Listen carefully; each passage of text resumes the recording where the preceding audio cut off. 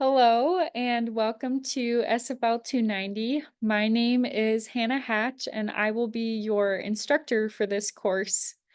I am a current graduate student in the Marriage, Family, and Human Development program here at BYU. And you can just call me Professor Hatch. I do not have my doctorate degree, so no need to call me Dr. Hatch. But I am so excited to have you here. SFL 290 was probably one of the most foundational courses for me in terms of preparing me for my graduate studies and also my undergraduate courses that came after SFL 290. I also feel like it was the first place where I really learned that I could love research. Um, it was kind of intimidating to me before I took SFL 290, if I'm being completely honest with you, but I really enjoyed this course and I hope that you do as well. So I'm going to share my screen with you.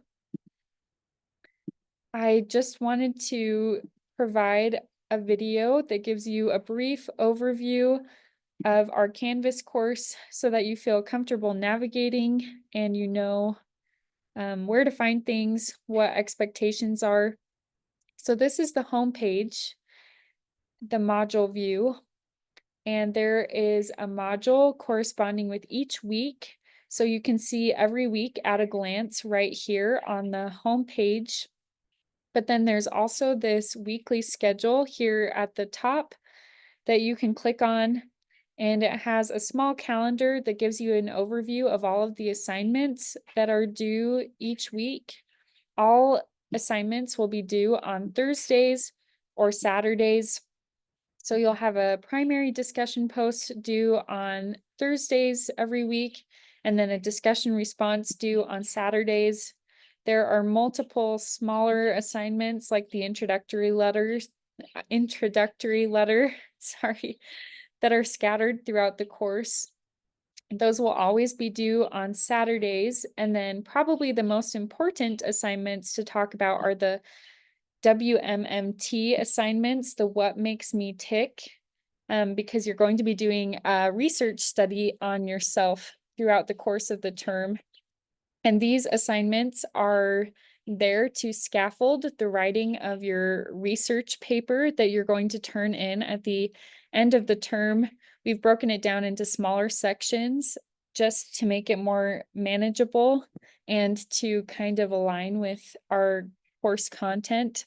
So those will always be due on Thursday nights, and those are due almost every week during the term, with the exception of week 5 when you have another bigger assignment, the research article analysis. So trying to think if there's anything else on this page. I guess I should make you aware that our first midterm is coming up pretty quick here. It's going to be at the end of week 2, and then we have another midterm at the end of week 4, and then our final exam at the end of the term. So that's the weekly schedule page. The weekly overview pages may also be helpful to you. These show you the exact same information as that weekly schedule page we were just on, but it only shows you what's due for the current week. So those are also a good resource. And then I do want to show you, this is the most important part of this video, where to find feedback.